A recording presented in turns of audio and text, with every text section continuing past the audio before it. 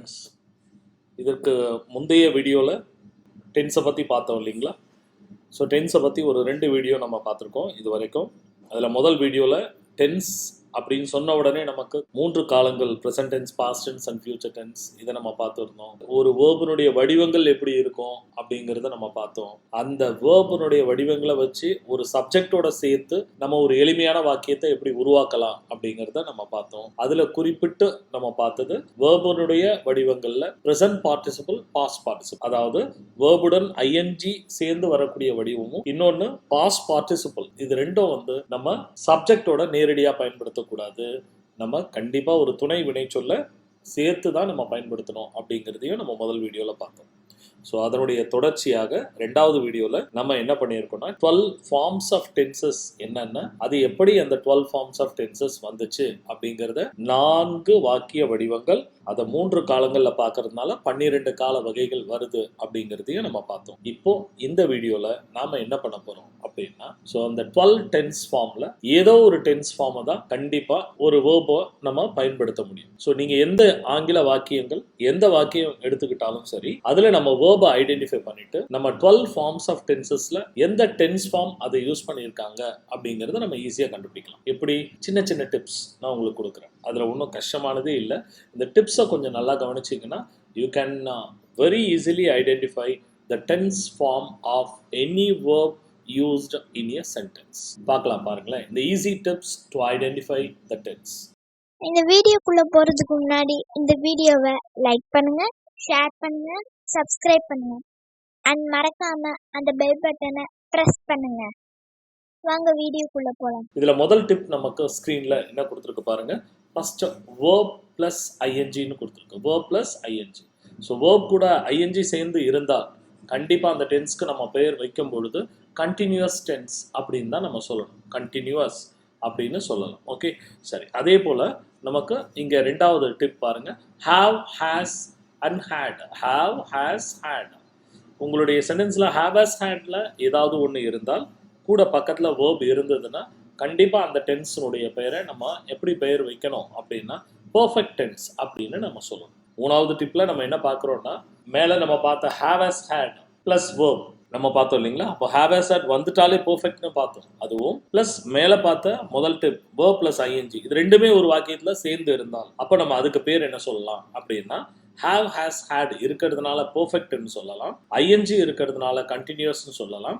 இது ரெண்டும் சேர்ந்து ஒரே வாக்கியத்தில் இருக்கிறதுனால அதுக்கு பேர் பர்ஃபெக்ட் கண்டினியூஸ் அப்படின்னு சொல்லலாம். Perfect continuous, right? So have, has, had இருக்கிறதுனால அது பர்ஃபெக்ட், verb plus ing இருந்தால் கண்டினியூஸ், ரைட்? ஸோ இது ரெண்டும் ஒரே வாக்கியத்தில் இருக்கிறதுனால பர்ஃபெக்ட் கண்டினியூஸ்.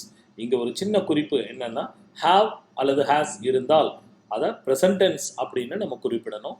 had என்பது have, hasனுடைய பாஸ்ட் டென்ஸ் அது, அதனால had இருந்தால் அதை பாஸ்ட் அப்படின்னு நம்ம குறிப்பிடணும். ஓகே, சரி. அடுத்தது பாருங்க, வில் இருந்தாலே நம்ம ஃபியூச்சர் அப்படின்னு அந்த டென்ஸினுடைய பெயர் இடும் பொழுது நம்ம அந்த ஃபியூச்சர்ன்ற வார்த்தையை பயன்படுத்திக்கலாம். Okay, the last tip have, has, had இருந்தால் பெர்ஃபெக்ட்னு நம்ம பார்த்தோம். ing இருந்தால் கண்டினியூஸ்னு நம்ம பார்த்தோம். சரி, ரெண்டுமே சேர்ந்து இருந்தால் பெர்ஃபெக்ட் கண்டினியூஸ்னு நம்ம பார்த்தோம். இந்த கடைசி டிப் என்னன்னா, ரெண்டுமே இல்லைன்னா have, has, hadம் இல்லை, ing-யும் இல்லை அப்படின்னா அப்போ அது என்ன டென்ஸ்னு சொல்லலாம்?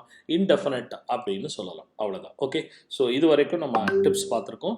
இந்த டிப்ஸை நம்ம we are going to apply and find the tense of the verb in a sentence, right? அதுக்கு எக்ஸாம்பிள்ஸ் கொஞ்சம் பார்க்கலாங்களா?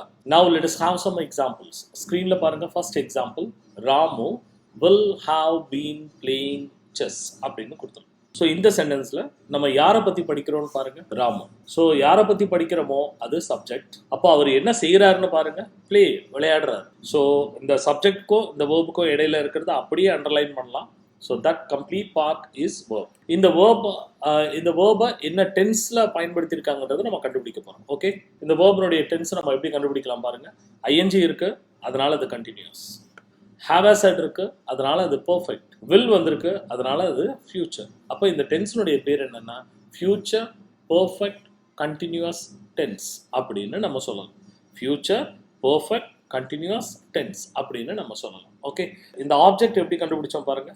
ஒரு சென்டென்ஸில் ஆப்ஜெக்டை நம்ம எப்படி கண்டுபிடிக்கலாம் அப்படின்னா, வேர்பை பார்த்து இந்த 4 கேள்விகள் நம்ம கேட்கணும். யாரை பார்த்து? வேர்ப். விளையாடுறாரா, ஓகே, என்ன விளையாடுறாரு அப்படின்னு கேட்கலாம். ஓகே, ஸோ எதை விளையாடுறாரு இப்படி நம்ம கொஸ்டினை நம்ம கேட்குறோம், அல்லது யாரை யாருக்குன்ற 4 கேள்விகளை நம்ம கேட்குறோம். எந்த கேள்விக்கு பதில் அது வருதுன்னு பாருங்க.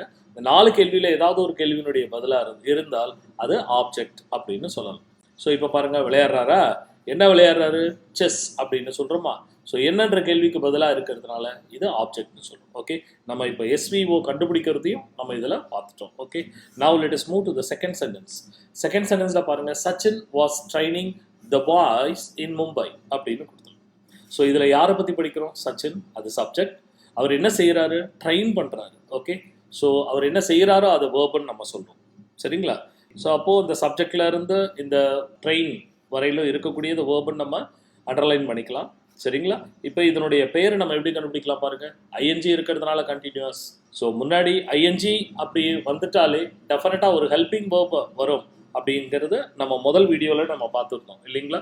ஸோ இப்போ ஹெல்பிங் வேர்ப் நமக்கு என்ன வந்திருக்கு, வாஸ். வாஸ் என்ன காலம் அப்படின்னா இறந்த காலம். ஸோ அப்போது பாஸ்ட்னு நம்ம போட்டுட்டோம். அப்போ இந்த டென்ஸினுடைய பேர் என்னென்னா past continuous tense. Right. So இந்த ஆப்ஜெக்ட்னு கண்டுபிடிச்சிருக்காங்க, இது சரியா தப்பான்னு பார்க்கலாமா பாருங்கள். ட்ரெயின் பண்ணுறாங்களாமே, அப்போ அந்த 4 கேள்வி கேட்கலாமா, என்ன, எதை, யாரை, யாருக்கு. இதில் எது பொருத்தமான கேள்வி பாருங்கள். ட்ரெயின் பண்ணுறாங்களா, யாரை ட்ரெயின் பண்ணுறாங்க, த பாய்ஸ் அப்படின்னு சொல்கிறோம். ஸோ அல்லது யாருக்கு ட்ரைனிங் கொடுக்குறாங்க, த பாய்ஸ் அப்படின்னு சொல்கிறோம். அப்போ அந்த கேள்விக்கு பொருத்தமாக இருக்கிறதால நம்ம ஆப்ஜெக்ட்னு சொல்கிறோம். Okay, now in the same way let us go to the third sentence. we will help everyone அப்படின்னு கொடுத்துருக்கு இல்லைங்களா. இப்போ இதில் அதே போல் பாருங்கள், யாரை பற்றி படிக்கிறீங்க, weனா நாம் அல்லது நாங்கள் அப்படின்னு அர்த்தம். நாங்கள் என்ன பண்ணுறோம், ஹெல்ப் பண்ணுறோம். ஸோ என்ன செய்கிறோமோ அந்த செயலுக்கு பேர் verb. ஓகே, இதில் நமக்கு வில் மட்டும் வந்திருக்கு. வில் வந்துட்டாலே நம்ம ஃப்யூச்சர் அப்படின்னு நம்ம சொல்லணும் அப்படின்னு நம்ம டிப்ஸ் சொல்லுது இல்லைங்களா. ஸோ வில்லுக்கு ஃப்யூச்சர் நம்ம போட்டுட்டோம். அடுத்து ஐஎன்ஜியும் இல்லை, நமக்கு ஹேவ் ஹேஸ் ஹேடும் இல்லை. ஸோ ரெண்டுமே இல்லைன்னா அது இன்டெஃபினட்னு பார்த்தோம் இல்லைங்களா. அப்போ இது ஃப்யூச்சர் இன்டெஃபினட். ஃப்யூச்சர் இன்டெஃபினட்டுக்கு இன்னொரு பேர் சிம்பிள் ஃப்யூச்சர். ஓகே, இதில் ஆப்ஜெக்ட் கரெக்டாக கண்டுபிடிச்சிருக்காங்களா பாருங்கள். ஹெல்ப் பண்ணுறாங்களா, யாருக்கு ஹெல்ப் பண்ணுறாங்க, எவ்ரி ஒன், எல்லாருக்கும். Okay, now let us move to the next example. Fourth one, she has been cleaning the classroom அப்படின்னு இருக்கு. ஸோ யாரை பற்றி படிக்கிறோம், she, அவள். ஸோ அதுதான் சப்ஜெக்ட். அவள் என்ன பண்ணுறா பாருங்க, க்ளீன் பண்ணுறா, that is the verb. Okay, இதனுடைய டென்ஸ் ஃபார்ம் நம்ம கண்டுபிடிக்கலாம் பாருங்க. ஐஎன்ஜி இருக்கிறதால கண்டினியூஸ். have, has, had வந்துட்டாலே நம்ம பர்ஃபெக்ட்னு சொல்லியிருக்கோம். ஸோ have, has, had வரதுனால பர்ஃபெக்ட். ரைட். அதில் have, has வந்தால் நம்ம ப்ரெசன்ட் அப்படின்னு நம்ம முன்னாடி போடணும். ப்ரெசன்ட் டென்ஸ் அது, அதனால ஹேஸ் வந்திருக்கிறதால ப்ரெசன்ட்னு போட்டிருக்கோம். So present perfect continuous tense அப்படின்னு சொல்லலாம். ஓகே, சரி. ஆப்ஜெக்ட் பாருங்க, க்ளீன் பண்ணுறாங்களா, எதை க்ளீன் பண்ணுறாங்க, கிளாஸ் ரூமை. எதை என்ற கேள்விக்கு பதிலாக வரதுனால ஆப்ஜெக்ட்னு போட்டிருக்கோம், அவ்வளோதான். Okay, now fifth example, mister Rajan will have collected stamps அப்படின்னு கொடுத்துருக்கு. யாரை பற்றி படிக்கிறோமோ அது சப்ஜெக்ட். அவர் என்ன செய்கிறாரு, கலெக்ட் பண்ணுறாரு, அந்த செயலுக்கு பேர் verb அப்படின்னு நம்ம சொல்கிறோம். ஓகேவா. சரி, இப்போது இதில் நமக்கு டென்ஸை கண்டுபிடிக்கலாம் பாருங்கள். வில் இருக்கிறதால ஃப்யூச்சர்னு சொல்லலாம், ஹாவ் இருக்கிறதுனால பர்ஃபெக்ட்னு சொல்லலாம். ஸோ வேறு எதுவும் இல்லை இதில். அப்போ ஃப்யூச்சர் பர்ஃபெக்ட் டென்ஸ், அவ்வளோதான். ஸோ இந்த ஆப்ஜெக்ட் கரெக்டாக பாருங்கள். கலெக்ட் பண்ணுறாரா, என்ன கலெக்ட் பண்ணுறாரு, எதை கலெக்ட் பண்ணுறாரு அப்படின்னு கேட்குறோம். எதை என்ற கேள்விக்கு பதிலாக வருது, அப்போ அது object. Okay, the last example, Sanjay saluted our national flag இப்படி கொடுத்துருக்கு. ஸோ யாரை பற்றி படிக்கிறீங்க, சஞ்சயை பற்றி படிக்கிறோம். அப்போ அது சப்ஜெக்ட். அவர் என்ன பண்ணுறாரு, சல்யூட் பண்ணுறாரு. ஓகே, அதுதான் verb. சரி, யாரை பார்த்து செலக்ட் பண்ணுறாரு அல்லது எதற்கு சல்யூட் பண்ணுறாரு அப்படின்னா நம்மளுடைய தேசிய கொடிக்கு, அவர் நேஷ்னல் ஃப்ளாக், அதனால் அது ஆப்ஜெக்ட்னு போட்டிருக்கோம். சரி, இந்த வேர்பனுடைய டென்ஸை நம்ம கண்டுபிடிக்கலாமா பாருங்கள்.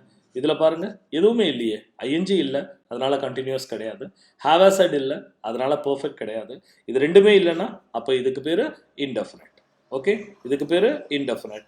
ஆனால் இந்த வேர்ப் என்ன டென்ஸில் இருக்குது பாருங்கள், பாஸ்ட் டென்ஸில் இருக்குது. இடி இருந்தாலே பாஸ்ட்னு சொல்லுவோம் இல்லையா, அது ஒரு கீவேர்டுன்னு நம்ம வச்சுக்கலாம். ஓகே, அதனால் பாஸ்ட், அப்போ முன்னாடி பாஸ்ட்னு போட்டாச்சு.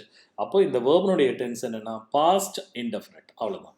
Past indefinite. இதுக்கு இன்னொரு பேர் நம்ம என்ன சொல்கிறோம், சிம்பிள் பாஸ்ட் அப்படின்னு சொல்லுவோம். ரைட். ஸோ அகெயின் நான் ஒரு வாட்டி உங்களுக்காக ஆப்ஜெக்ட் நம்ம எப்படி கண்டுபிடிக்கலாம் பாருங்கள். ஆப்ஜெக்டை பார்த்து, இந்த வேர்பை பார்த்து நம்ம 4 கேள்வி கேட்குறோம். என்ன, எதை, யாரை, யாருக்குன்ற கேள்வியை நம்ம கேட்குறோம். யாரை பார்த்து கேட்குறோம் இந்த கேள்வி? வேர்பை பார்த்து கேட்குறோம். இதுக்கு விடையாக கிடைக்கக்கூடியதை தான் நம்ம ஆப்ஜெக்ட்னு போடுறோம். ஓகே, இதில் டைரக்ட் ஆப்ஜெக்ட், இன்டைரக்ட் ஆப்ஜெக்ட் அப்படின்னு இருக்குது. அதை நம்ம அந்த டாபிக் பார்க்கும்போது நம்ம டீட்டெயிலாக பார்க்கலாம். Right? Okay friends, almost we have come to an end in identifying the tense of a verb in a given sentence. Right? அதாவது எந்த ஒரு ஆங்கில வாக்கியம் நீங்கள் எடுத்துக்கிட்டாலும் அதில் உங்களால் வேர்பை கண்டுபிடிக்க முடியும். ரைட்? வேர்பை கண்டுபிடிச்சிட்டு அதில் என்ன டென்ஸ் நமக்கு 12 ஃபார்ம்ஸ்லேருந்து வந்திருக்கு அப்படிங்கிறத நம்ம இந்த டிப்ஸ் யூஸ் பண்ணிவிட்டு ரொம்ப ஈஸியாக நம்ம கண்டுபிடிச்சிடலாம் இல்லைங்களா? சரி, கண்டுபிடிச்ச பிறகு என்ன, just we are going to apply it. Right? இதை அப்ளை பண்ணி அடுத்த வீடியோவில் நம்ம என்ன பண்ண போகிறோம்னா, என்ன வேர்ப் வேணாலும் கொடுத்துட்டு, என்ன டென்ஸ் ஃபார்ம் வேணாலும் கொடுத்துட்டு, இந்த வேர்பை இந்த டென்ஸ் ஃபார்மில் எழுதுங்கன்னு சொன்னால் நீங்கள் டெஃபினட்டாக எழுத போகிறீங்க. It's a challenge. You just wait and see. Just keep வாட்சிங் it at least 2 to 3 times every video of the tense. இதை பாருங்கள். You will become an expert in identifying the tense and using the tense based on the question. Keep watching. Thank you very much. Like பண்ணுங்க, share பண்ணுங்க.